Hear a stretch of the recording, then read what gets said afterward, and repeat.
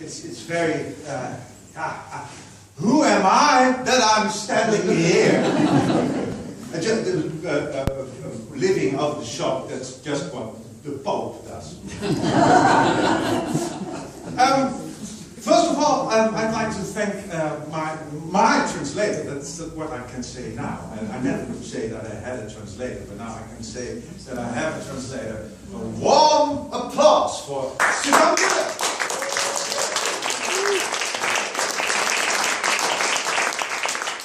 The story of the Institute in English starts in 2015 on a cold September day. It's a day like this, but then in September.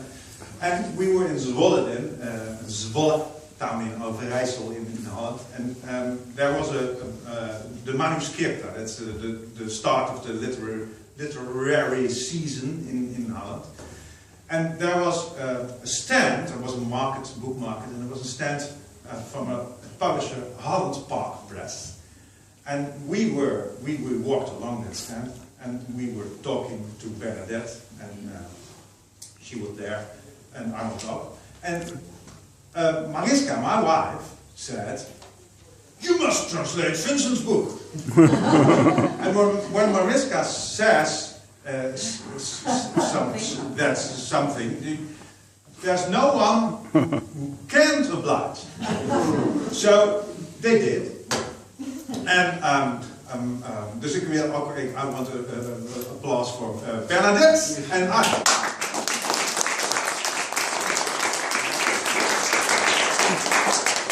And last but not least for my wife, Mariska. Yeah, very good. So Mariska is I dedicated this book for her.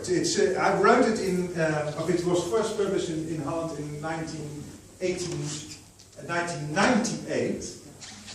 So and that after 19 years that it's published here, it's quick. I will read some passages, fragments of the book, and after that, let's start with the epilogue. Thunderstorms, they used to really frighten him. Not because of the lightning, which he couldn't see, but because of the thunder. People didn't really understand. They'd say, surely a tough guy like you isn't afraid of a little thunder. And he would say, no, but you can see it coming, the thunder. You can see the lightning. And then they said, yes, but the lightning frightens us too, which he couldn't understand. Then there was more thunder. First, they were frightened by the lightning, and when they recovered, he was frightened by the thunder, because the others were so spooked by the lightning, they forgot to tell him that there would be thunder. Then there was more thunder, and again, and again, and again. It grew louder and louder and louder, but no one warned him. And he would say, I think you're telling me that there will be a bang that will frighten me, that you don't tell it me on purpose. I think you just want me to get a fright. And they'd say, you're right. Because you can't warn us for the light of the lightning. If you can stop us from getting a fright, we don't need to stop you from getting one. That's equality, boy. And then there was more thunder, but this time it was so close by that the thunder and lightning came simultaneously, making everyone jump at the same time. Harry was my example. Harry was the blindest of the blind, a super blind. Harry could do anything, and anything he couldn't do, he'd do at some point. I could do less than Harry, but I learned from him. He had a head start because he'd gone blind when he was 2, which made a difference, he said. You had learned more. A tumor had blinded him in both eyes. I had no idea what a tumor was, but Harry could tell very interesting stories about it and reduce even the most horrible people to reverent silence. Harry had glass eyes, which brought him fame amongst the sighted children. He once came on holiday with us, which proved quite a challenge for my parents. At 8 in the morning, we'd have children yelling under our bedroom window, demanding that Harry take out his eyes. My mum got so angry she almost gave him a black eye. Not that she could have, because he had just taken them out. That's the introduction. I'm going to skip to a next fragment. And the institute was in Bussum. Bussum is a little town in the Netherlands. There live about 40,000 people. Mooiman, that's a teacher, Mooiman, told us how to find our way independently in the able-bodied world using a stick, which was scary. Not that much could happen. It wasn't all that dangerous to walk around a residential part of Bussum. The worst thing that could happen was getting run over by a child's bike or being disemboweled by a shopping trolley. There was nothing else that could befall you, but I was still scared, afraid of looking like a fool walking along the pavement with a crazy stick. I said sorry all the time. When I walked into a lamppost, I said sorry. When I struck my head against the traffic sign, I said sorry. No one has ever apologized so much to street furniture as often as I did. I apologized to trees when I hit them with my stick. So I was talking to trees long before Princess Irene. And I said, and I said sorry to parked cars when I touched them by accident.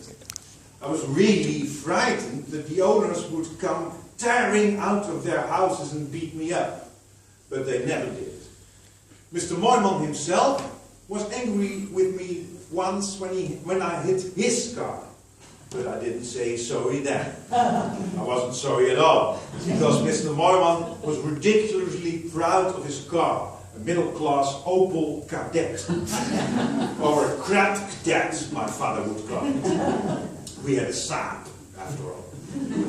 Mr. Mooiman had covers made of some kind of artificial fur for the front seats, so they were out less.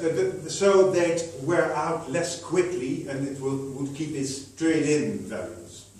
But the covers were so thick, the doors couldn't close properly. You really had to slam them. Bam! When Mooiman went to trade in the car, the cadet garage told him it was a total write-up because the door had been damaged due to those photographs. I never heard my dad laugh out so loudly when I told him that. After 50 lessons of walking with a stick, I had to take a test. And since I passed my swimming test the day before, I wasn't really scared anymore. I only said sorry when I stepped into a dog dirt. The test was an hour's walk through the center of Bussum. Its bustling town centre full of clothed wrecks, and on the pavement, flower stalls strategically placed, bollards, casually parked cars, and random bin bags. In other words, everything that can turn a stick test into an unforgettably cheerful and exciting hour. I wore the same clothes I'd worn for the swimming test. After all, they had already been through quite a lot.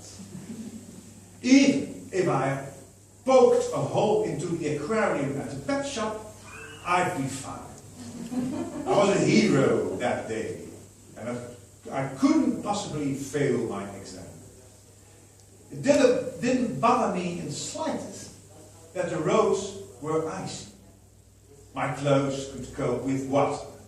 frozen or otherwise. Too bad for Mr. Moyman, he wasn't wearing his swimming clothes. After 40 yards, I heard him fall, swearing. I didn't say sorry, I just carried on, convinced there was a world record to be achieved. I was the first blind person who, in the most terrible circumstances ever, would clock a time that even super-blind Harry could only dream. I heard other people fall. Thud, thud, thud. The street was full of groaning and swearing, but I carried on. I knew